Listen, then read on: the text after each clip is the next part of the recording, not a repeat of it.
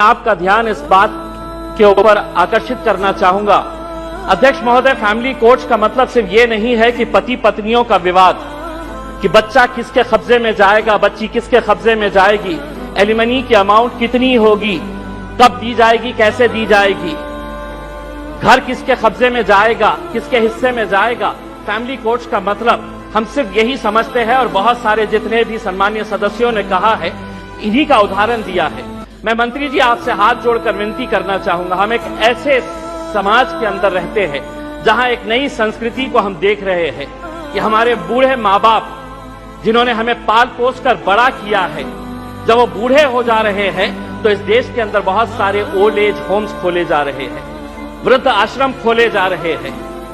क्या इनके लिए कोई कानून है कि जिन माँ बाप ने अपने बच्चों को पाल पोस कर बड़ा किया है, जब वो बूढ़े हो गए, बच्चे की शादी हो गई तो बहू को माँ बाप पसंद नहीं आ रहे, अपने सास ससुर पसंद नहीं आ रहे, बेटा अपने माँ बाप को बोझ समझ रहा है और एक दिन दोनों बेटा बहू अपने बूढ़े माँ बाप को उठाते हैं, ले जाते हैं और जिस तरह घर का कचरा उठाकर हम बाहर फेंक देते हैं तो हम उन्हें ओल्ड एज होम में ले जाकर छोड़ दे रहे हैं। मैं तमाम सदस्यों से हाथ जोड़कर विनती करना चाहूंगा, मैं भी दिवाली के वक्त औरंगाबाद के मेरे चुनावी क्षेत्र के वो एक ओल्ड एज होम में गया था। मंत्री जी, हैरानी हुई वहां पर देखकर कि एक रिटायर्ड जज वहां पर उस ओल्ड एज होम में है। मुझे यकीन नहीं हुआ जब मैंने उसका नाम सुना कि उसके बेटे, इतना बड़ा घर है,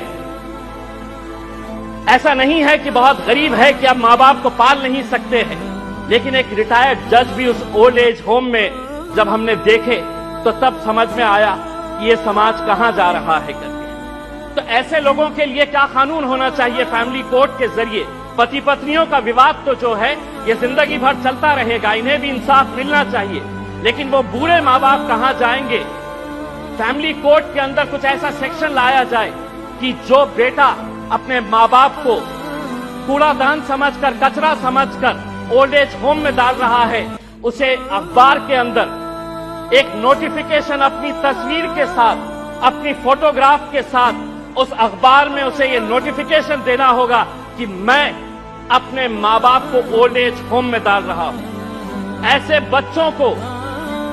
बच्चों को समाज के सामने हमें खड़ा करने की जरूरत है। लाइए कानून, वरना वो बूढ़े माँ बाप जो रोकने के अलावा कुछ नहीं कर सकते हैं, क्योंकि कोई कानून नहीं है। उनका कसूर सिर्फ इतना है कि उन्होंने अपने बच्चों को पाला पोसा बड़ा किया।